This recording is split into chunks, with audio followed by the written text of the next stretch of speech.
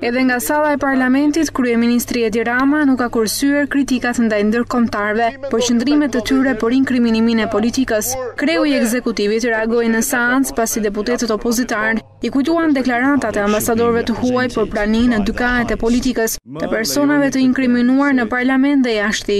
E keni bërë shumë dhe si punë përfaqësia diplomatike që flisni ambasadori, kështu ambasadori që flisni, po mirë, ata ambasadorët që ishin dje, që vinë erdhën aty dhe ai ambasadori që i referonin ka shumë në mënyrën më spekulative. Si shpjegohet që thot përparimi në luftën kundër krimit dhe drogës ka qenë i jashtëzakonshëm. Është pozitë vështirë, se i plasën dorë ata, për të cilët nuk ishin prova. I vuri vetë në kryet listave. Dhe i kam mbrojtur deri më sot. Deri mbrëm i kam mbrojtur, prapë me ambasadorët.